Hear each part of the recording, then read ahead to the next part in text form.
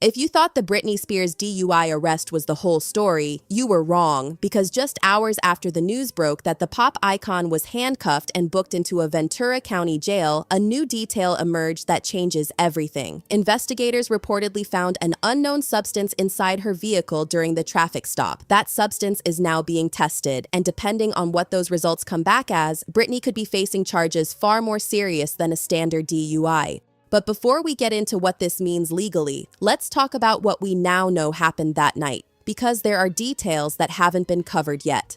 For those just catching up, here's the timeline. On Wednesday night, March 4th at around 9:30 p.m., Britney Spears was pulled over by the California Highway Patrol in Westlake Village, just minutes from her home in Thousand Oaks. The stop wasn't random. Another motorist had called 911 to report a driver behaving erratically on the road. CHP officers caught up to the vehicle and initiated a traffic stop. Britney was alone. No passengers, no security detail, just her, behind the wheel of her car, on a Wednesday night. Officers suspected she was driving under the influence and transported her to a local hospital, not because she was injured, but to draw her blood. That blood sample is being analyzed to determine her blood alcohol content and whether any other substances were in her system. Law enforcement sources have already confirmed the arrest was both alcohol and drug-related. She was then booked at approximately 3 a.m. and released just after 6 a.m. the following morning. Now, here's the part that just came to light. According to sources close to the investigation, when officers searched Britney's vehicle during the DUI stop, they found an unknown substance inside the car. The substance has been collected as evidence and is currently being tested by a crime lab. We don't yet know what the substance is. It hasn't been identified publicly. But here's what we do know. Whatever it is, it's reportedly going to be part of the arrest. That's key. That means it's not being treated as unrelated. Investigators are tying it directly to the DUI case. If that substance turns out to be a controlled substance, and I'm not saying it is because we don't know yet, but if it does, Britney wouldn't just be looking at DUI charges. She could potentially face drug possession charges on top of the DUI. And in California, that's a completely different ballgame. A standard first-time DUI in California typically carries penalties like fines, probation, a suspended license, and mandatory DUI education classes. Serious? Yes, but manageable. Add a possession charge into the mix, and you're talking about a situation that could escalate significantly depending on the type and amount of the substance.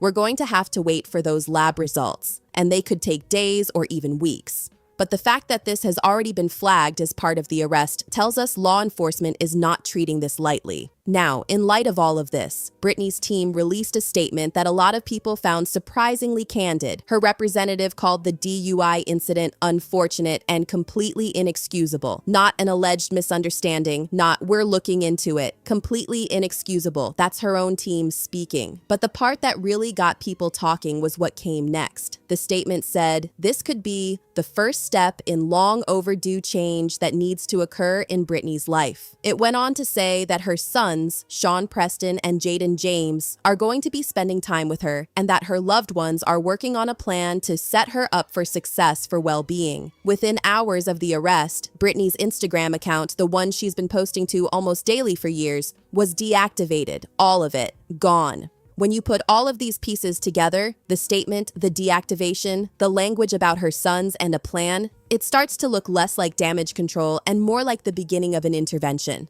And that's what makes this so painful for people who've been following Britney's story for years, because this isn't new territory. Back in 2007, during her custody battle with ex-husband Kevin Federline, a judge found that Britney had engaged in what the court called habitual, frequent, and continuous use of controlled substances and alcohol. Those were the court's own words. She was ordered to undergo random drug and alcohol testing twice a week. She was required to meet with a parenting coach for 8 hours a week. And ultimately, she lost custody of her 2 sons. That loss of custody, combined with her increasingly public spiral, the head shaving, the umbrella incident, the hit-and-run charges, driving without a license, all of it led directly to the conservatorship that took over her life in 2008. A conservatorship that lasted 13 years. 13 years where Britney couldn't make her own financial decisions, couldn't choose her own lawyer, couldn't even make a phone call without permission. And when she finally addressed the court in 2021, she told the judge, "I just want my life back." She got it.